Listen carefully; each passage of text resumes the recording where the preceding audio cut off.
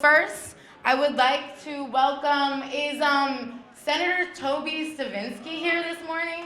Yo, can we hear it? Big claps, big claps. Senator Toby Stavisky has been here for us throughout the entire time, and we're so excited to hear you speak. Welcome. Thank you. Thank you, NYPIRG. Thank you, USS. And thank you to the SUNY Assembly as well. Let me thank NYPIRG in a different capacity. Those of you who go back many years know that for a period of, I don't know, maybe 5 years, my son worked for NYPIRG. As a canvasser, as a project director, all sorts of things. So I know what NYPIRG does. He was also president of the student government at Queens College, so he was involved with USS, and that is important to everybody. The students are really our clients, and we are here for the students. Now, last fall, we embarked on a mission. Our mission was to improve the investment in higher education, in public higher education. And that mission took us to Buffalo, Syracuse, New Paltz,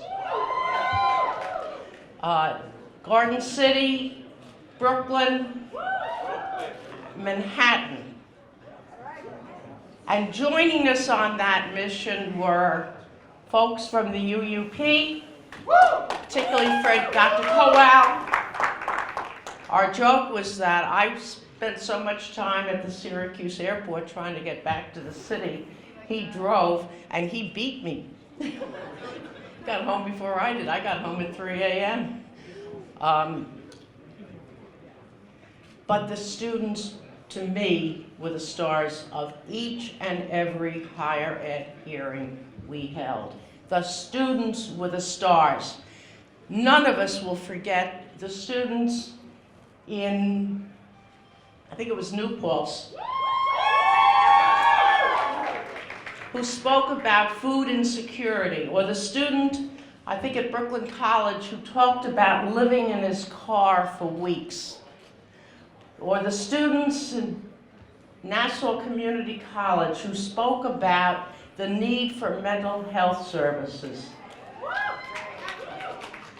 And the student leader at Medgar Evers who talked about taking classes in trailers.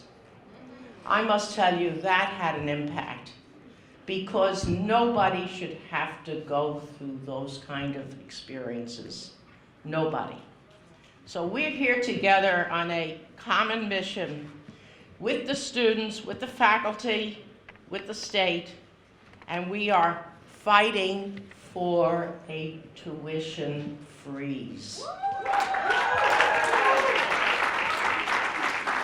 We are fighting against what I call the irrational tuition policy. The increase every 2 years in tuition. That's got to stop. That has to stop. Because if you look at the pie chart that shows the state's contribution and the students' contribution, over the last 10 years, they've reversed. And the state is paying less and the students are paying more, and that has to change.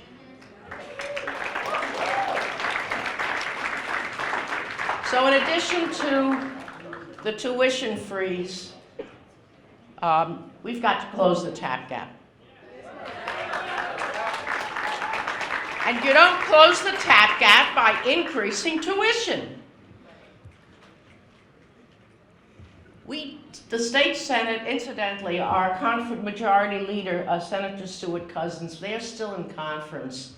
So I don't know how long they're going to be in conference, but they're discussing a number of issues.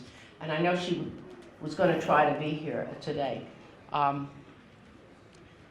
we put together, with a lot of help from the professional staff, Congress, from the students, from UUP, from everybody, and we sent a letter outlining our proposals to the Democratic Conference, and we had 32 people signing that letter out of 40. And there were more. One sent it to the wrong email address, so we think the number's around 35. And what it talks about is how the students need classes. You don't cut classes in order to graduate. I cut the number of classes, I don't mean cutting class. You don't reduce the number of classes and students graduate, you increase them. You don't increase the number of part-time faculty. You get rid of the part-time faculty and find the full-time lines. The students have to be able to meet with their professors on campus, scheduled times, and that's what a full-time faculty provides. So, we're talking about in the budget, and we're still negotiating, that we want a budget that takes care of the capital needs, the crumbling infrastructure, the new buildings.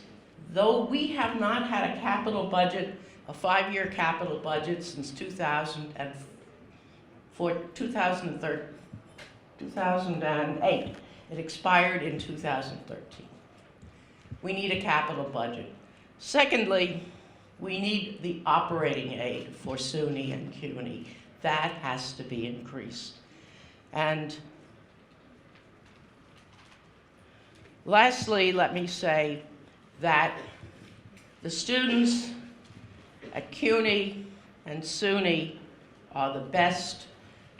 We have a long tradition of academic excellence going back to the founding of the Free Academy in 1847. And yesterday, on the floor of the Senate, we honored Hunter College at its 150th anniversary.